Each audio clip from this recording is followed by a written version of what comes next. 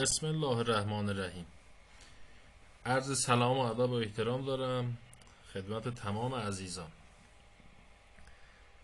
در این جلسه میخوایم در مورد مشخصات ساختمان پرورش از لحاظ موقعیت جغرافیایی با هم صحبت کنیم.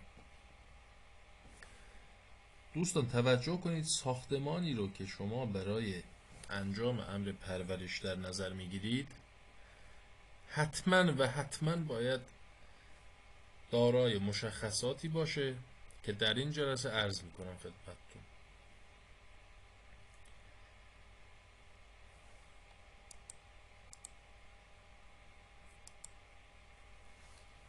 یکی از مسائل مهمی که در مورد محل قرارگیری ساختمان پرورش اهمیت داره آزاد بودن دیوارهای هر چهار سمت شمال، جنوب، شرق و غرب ساختمان اصلیه. یعنی ساختمانی که مد نظر شماست نباید از هیچ کدوم از این سمت‌ها با هیچ بنایی دیوار مشترک داشته باشه. چرا؟ به دلیل اینکه شما در امر تهویه سالن درباره دریچه‌های ورودی و خروجی هوا به مشکل برمیخورید. هیچ وقت همچین اشتباهی رو انجام ندید.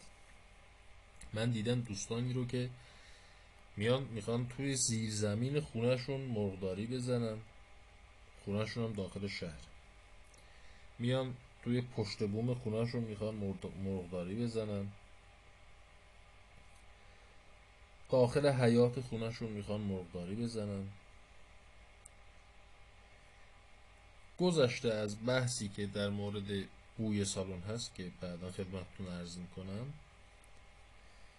در هیچ کدوم یک از این اماکن شما نمیتونید ساختمان پرورش مرغ محلی تخم گذار رو بنا کنید.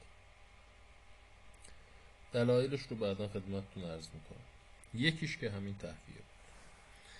خب میریم سراغ مورد بعد. حداقل فاصله ساختمان شما با مرغداری های همسایه باید 5 کیلومتر باشه. اگر در منطقه شما وزش بادهای فصلی خیلی شدیدی وجود داره این فاصله رو حتما بیشتر در نظر بگیرید. شما میاد یه ساختمان مرغداری رو تجهیز میکنید، گله رو وارد سالن میکنید، به خاطر همین سهلنگاری رعایت نکردن فاصله با یه دونه بیماری نیوکاسل میبینید که کل گلتون رو از دست دادید. حتما این نکته رو در نظر بگیرید. بیگدار به آب نزنید. خیلی بگردید درباره محل این ساختمان و تحقیق کنید در موردش. عجله نکنید. حتما همه چیز رو در نظر بگیرید، تحقیق کنید، فاصله ها رو اندازه بگیرید، بعد اقدام به احداث ساختمان و تجهیز ساختمان کنید. مورد سوم، حتما دریچه های هوای ورودی سالن شما یا پنجره ها در مسیر وزش بادهای فصلی باشند. اشتباها نیایید در مسیر وزش بادهای فصلی تهویه های سالنتون رو قرار بدید، چون تهویه هوای داخل سالن رو به سمت بیرون هدایت میکنه و از همون سمت یه باد میاد که با جهت کار کردن این تهویه مخالفت میکنه و نمیذاره عمل تهویه به خوبی انجام بگیری و هوای داخل سالن تخلیه بشه. حتما این مورد رو لحاظ کنید در ساختمانتون. میریم سراغ مورد بعدی. محوطه اطراف سالنتون هیچ گونه درخت، بوته، گل و گیاه، چمن نباشه. چرا؟ دلیل اول به خاطر اینکه اونا رو خود شما از بین میبرید. به خاطر اینکه باید محوطه اطراف سالن مرغداری حتما آهک پاشی شده باشه و اون آهک باعث میشه تمام این گل و گیاه از بین برن.